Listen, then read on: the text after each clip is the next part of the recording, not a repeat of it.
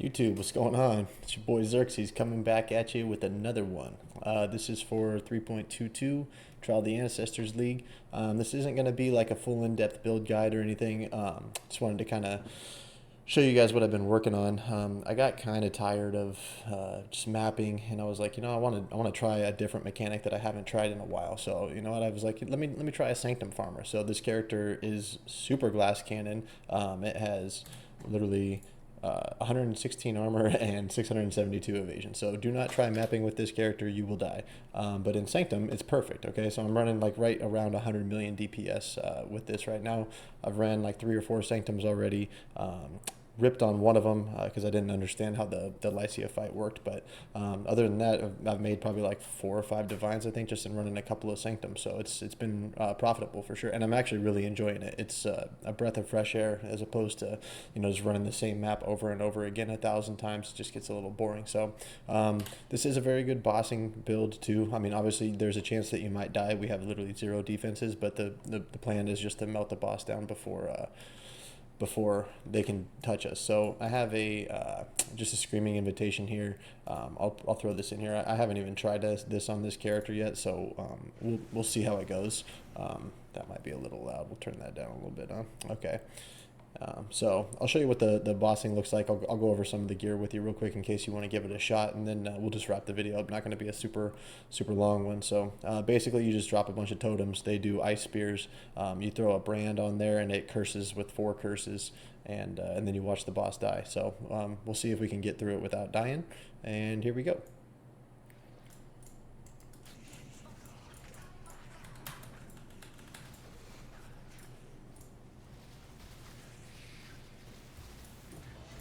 And there it is.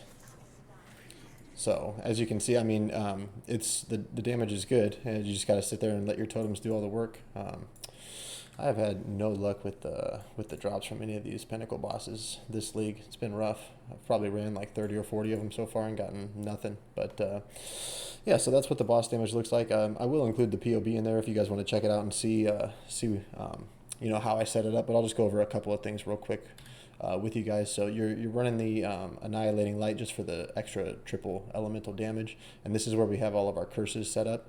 So we have it attached to an Arcanist brand with Sniper's Mark, Ellie Weakness, level 4 Enhance, Frostbite, and Punishment. And the way that we're able to curse with this many curses is through Anathema. We have 4 maximum power charges, so therefore we can apply 4 curses. So and this is a super cheap ring, so that's nice, right?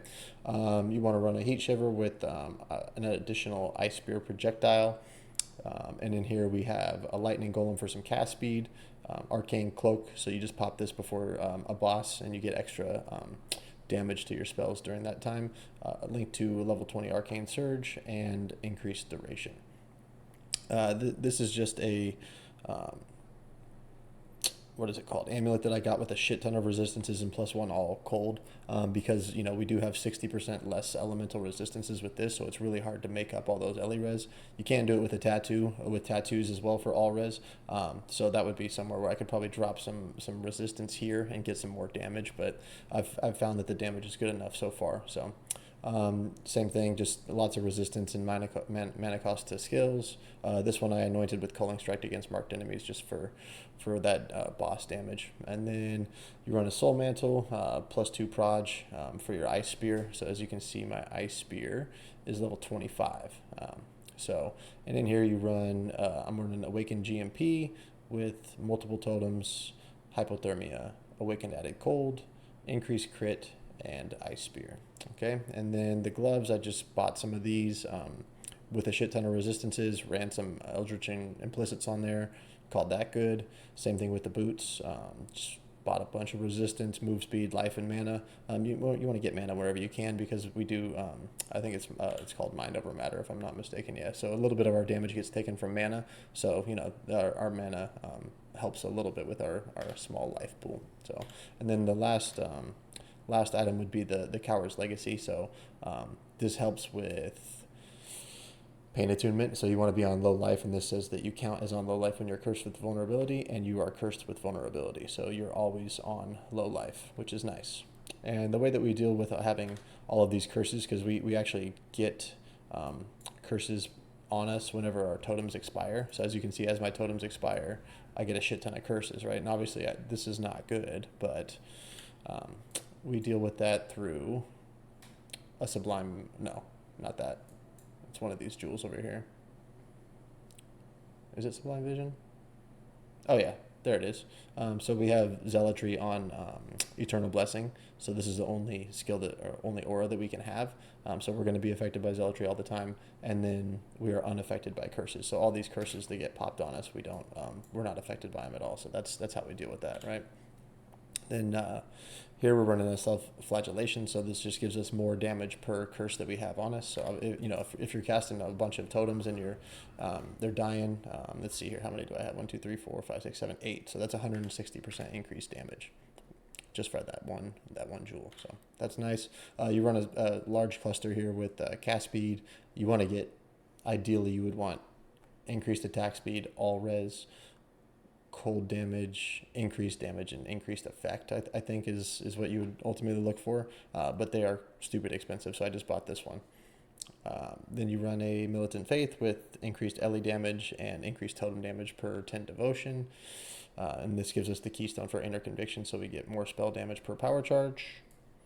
Pretty straightforward stuff. Nothing too crazy in the skill tree. So that goes over that. And then for the Ascendancy, if you guys are interested, Arcane Surge gives you more spell damage, +4 minimum, +4 minimum endurance and power. And then you just see it the totem ones for totem duration and more damage per summon totem. So that pretty much covers it. I will link it, the POB, down in the description below, so you guys can check it out if you're interested. But in terms of Sanctum farmers, I know there's some miners and stuff out there, Icicle Mine and stuff like that. I just decided that this build sounded fun, and that's what I wanted to try. So it's been, like I said, a breath of fresh air to try a new league mechanic out, and I'm actually really enjoying not just blasting maps right now. So hope you guys like it. Thanks for stopping by. Drop a like on the video if you can. I'll check you guys in the next one. Peace out.